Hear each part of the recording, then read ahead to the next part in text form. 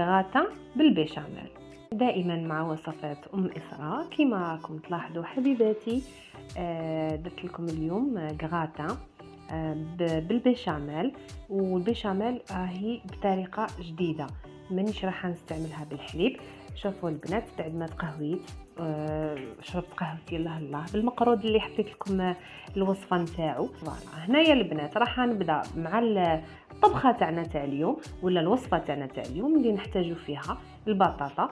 نتيا وعدد افراد العائله نتاعك. انايا ما نحتاج بزاف، سي بوغ سا درت 3 حبات الله يبارك ملاح، نقيتهم كما راكم تلاحظوا، نحيت لهم القشور قشرتهم وحطيتهم اكوتي. هنايا بعد ما نغسلهم راح نقصهم دي كاري هكذا البنات بالطريقه هذه. مانيش راح نديرهم كيما نقليو البطاطا تاع لي فري، بالطريقه هذه مربعات صغيره هكذا حبيباتي، حتى نكمل الكميه كامله تاع البطاطا نتاعي. نقصها كامل، رايحه نملحها كيما العاده، راح نخدموها كيما مالفين، نملحها ونحطها تتقلى. كي نحطها تتقلى لازم الزيت تكون سخونه البنات باش تجيني كروستيونط. هنايا راح نجيب القدره اللي راح نطيب فيها، ونحط فيها الكميه تاع سكالوب نتاعي. كميه ماهيش كبيره لانه هذه الوصفه هذه راهي اقتصاديه. درت له شويه كركم داويته، درت له لا ماريناد. هنا راح نضيف له 2 حبات ولا 3 تاع ثوم، حبه تاع بصله، وشويه تاع المعدنوس. هنا راح نضيف الملح والفلفل الكحل. فوالا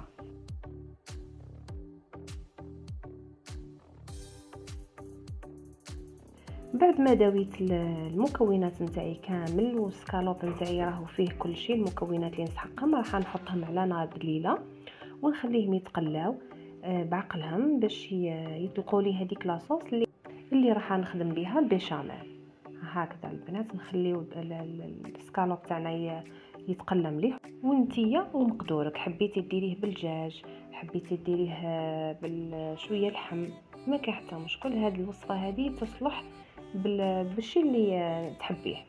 هنا بعد ما بدات تقلى لي السكالوب نتاعي هكذا كيما راكم تشوفوا البنات، نخليه يطيب حتى لواحد 10 دقائق كيما راكم تشوفوا. ها بدا هنايا يطلق هذيك لاصوص نتاعو الخاثره. هنايا وصلنا للمرحله اللي رايحين نمرقوا فيها البنات. بعد ما قليته مليح هكذا رايحين نمرقوا بالماء السخون، بصح ما نديروش الماء بزاف. هنا جوست ما يتغطى لي برك هذاك السكالوب نتاعي ونحبس. هنا راح نوليو البيشاميل، راح نخدموها بالطريقه هذه، تجي هايله، تجي تحفه. نسحقوا مغرف تاع زبده،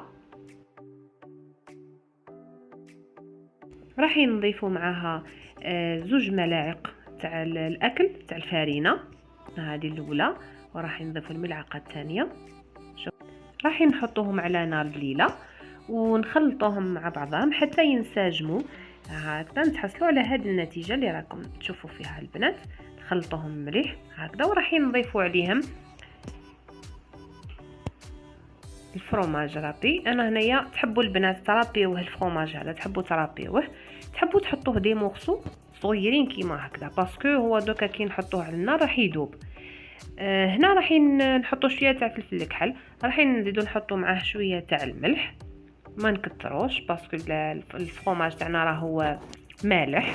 وفي الاخير راح نجيبوا لاصوص نتاعنا اللي طابلنا فيها هذاك سكالوب. شوفوا كيفاش خاثره، راح نصبوها على هاد المكونات كاملين ونحطوهم على النار باش نتحصلوا على هذا الخليط. انا جبت الغيسيبيون تاعي، حطيت فيه هذاك السكالوب اللي كنت طيبته، وحطيت عليه البطاطا اللي قليتها، ونحط عليهم من فوق البيشاميل تاعنا بالطريقه هذه. نعدلهم مليح ونحطهم في الفور يطيبوا لي حتى يعطيوني هذاك اللون الذهبي. راح نضيف من فوق، هذا اختياري، تحبوا تخليوها هكذاك، تحبوا تزيدوا تحطوا لها من فوق الفرomاج غابي، زيد لها بنه على بنه ومنظر، والولاد يحبوا الفرماج. فوالا كامل نحب الفرماج، ماشي غير الولاد، بصح هذه حاجه اختياريه، اللي عندها تزيد واللي ما عندهاش وتكتفي بالبيشاميل. فوالا هكا البلا تاعي راه واجد، راني حطيته يطيب حتى نكتسب لي هذيك اللون الذهبي هذاك. شوفوا كيفاش جا ما شاء الله، جا حاجه تشهي وبنينه و ميم طون بطريقه جديده، سورتو في طريقه صنع البيشاميل بلا صوص اللي نطيبوا بها الدجاج ولا اللحم. هكذا حنا نورمالمون نعرفوا البيشاميل بالحليب، هكذا تجي ما شاء الله. راح نحط في طبق التقديم. شوفوا كيفاش جات، الله يبارك ما شاء الله، مع لو فرomاج هذاك دايب والبطاطا كيفاش عطيت لها هذيك التحميره هذيك الخفيفه. شوفوا البنات الاولاد تعجبهم ماشي بزاف يعني في الجوجه، يعني غراتا هايل. هاوليكم هنا في طبق التقديم. بطاطا يحبوها الاولاد، لي سكالوب يحبوه الاولاد، فرomاج يحبوه الاولاد، وخرجنا طبق اقتصادي ما يديش وقت بزاف وبنين بوكو بلوس. كانت هذه الوصفه تاع اليوم حبيباتي، اللي نتمنى تكون نالت اعجابكم. عطيتها لكم يعني بطريقه سهله وبسيطه، وخاصه للمبتدئات اللي حابين يتعلموا، وكفكره باش نحيو المشكل تاع كل يوم واش نطيب واش ندير واش حوايج جدد كيما هكذا يسهلوا علينا اليوميات نتاعنا. ان شاء الله نخليكم على خير ونقول لكم تهلاو في رواحكم، والسلام عليكم.